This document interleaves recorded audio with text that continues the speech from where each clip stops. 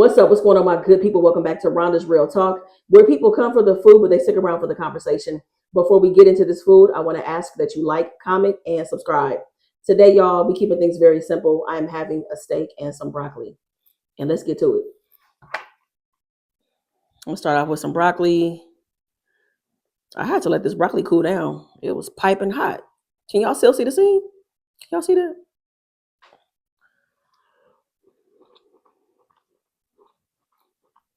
Mm-hmm.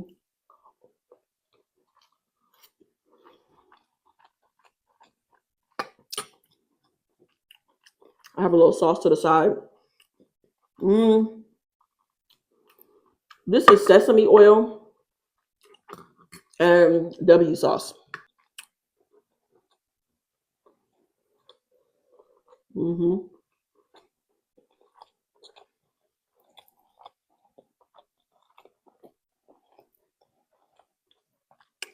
Another bite for y'all. If you watch one of my last two videos,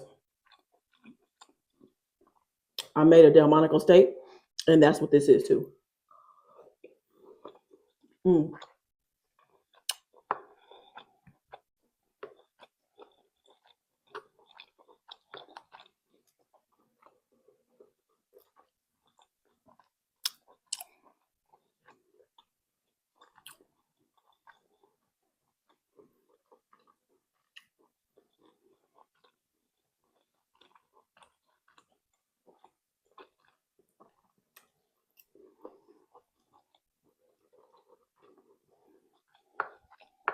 I love broccoli. I ate broccoli as a kid, but I don't remember eating it often.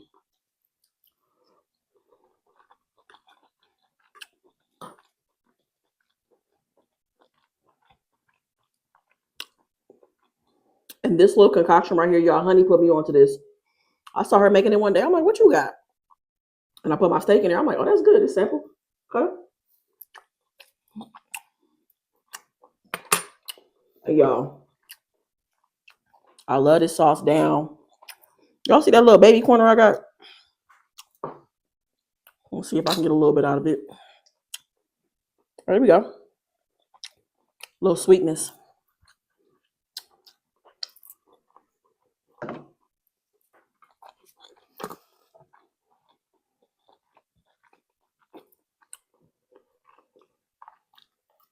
I grew up eating my steaks well, but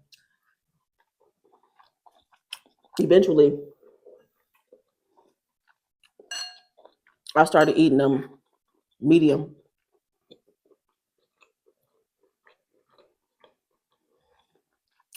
Mm-hmm.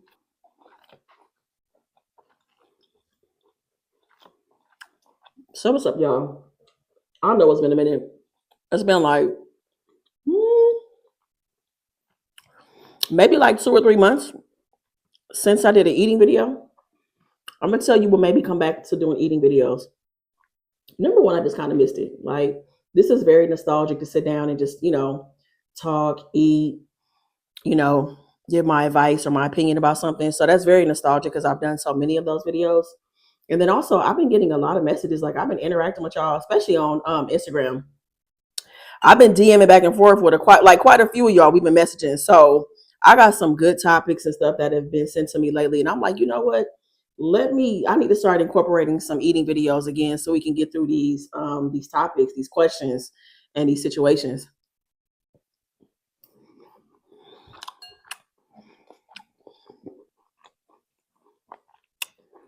So I got to check y'all temperature and see, are y'all still interested in story times? Let me know in the comments. Y'all might have lost interest. Y'all might be over it. I don't know. Let me know how you feel about story times. Do you want it to come back? Do you miss it? Or you don't care either way? Yeah, just let me know what you think.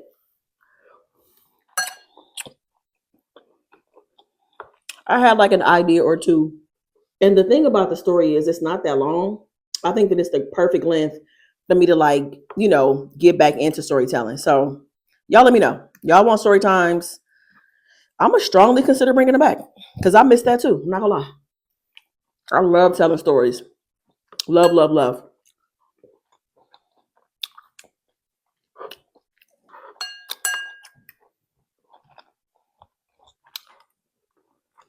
Mm, this was so good.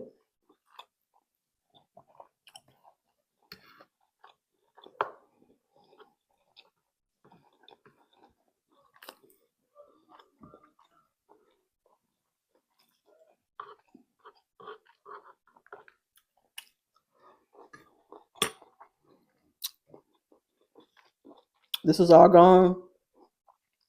I definitely want to get some more. Y'all, let me know in the comments what other Kinders, sauces, or glazes that you like, or any other sauces that you enjoy too. I want to try some new sauces. This was so good. We had a good run. I definitely want to get more.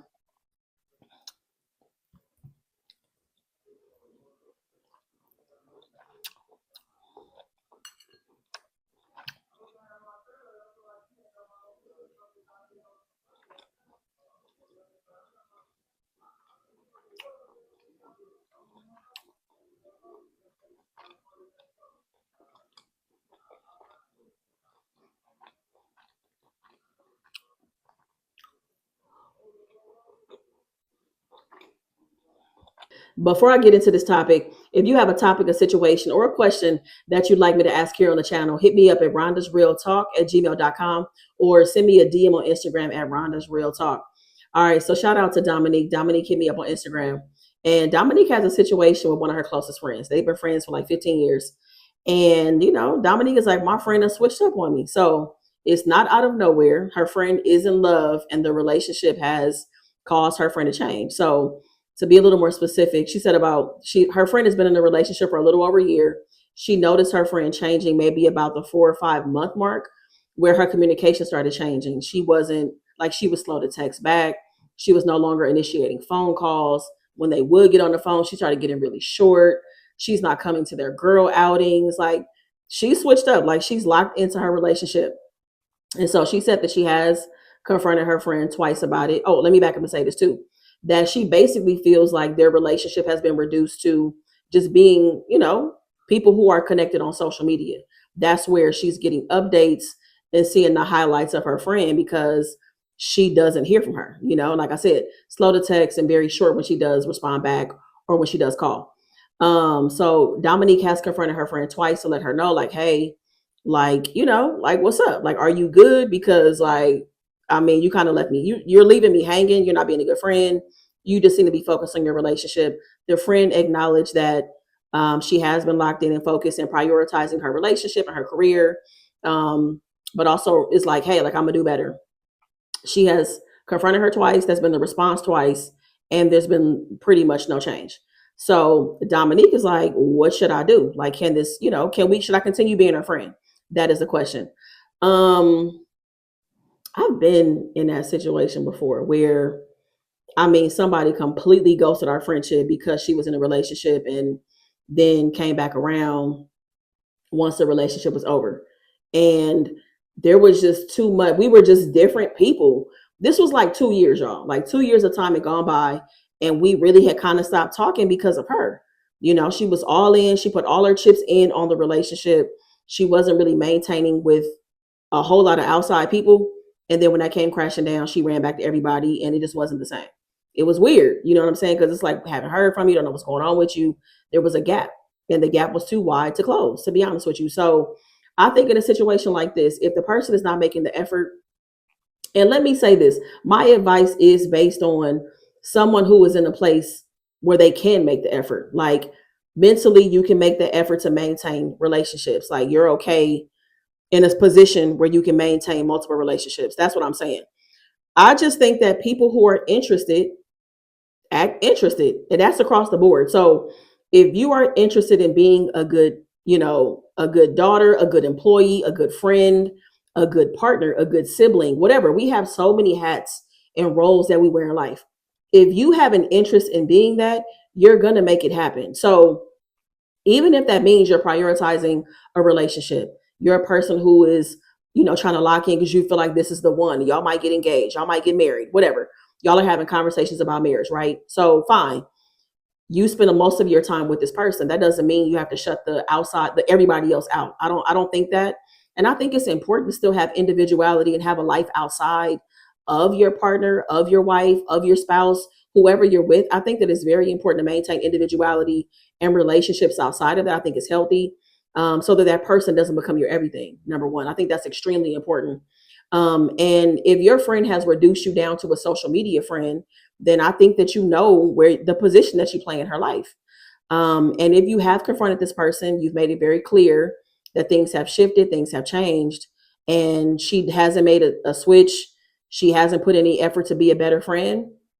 Then I think you kind of have your answer. I don't think that there's nothing else for you to do. You told her how her behavior has made you feel, and she still has you in a position where you're a social media friend. You know what I'm saying? Where you got to go on social media to see what's going on with her life, or if she's not being responsible or initiating communication. Like I said, interested people are interested in any capacity, romantic, platonic. You show interest, even if that means, hey, I might not be able to talk on the phone like we used to because I'm trying to get home to my person. We trying to cook dinner, eat together, watch our show.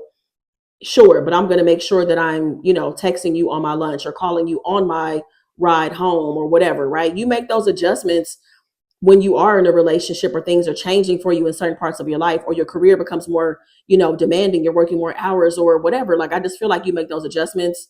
And obviously you want to give people grace. You do, because they got to get acclimated and stuff like that. But I don't know. I just feel like that.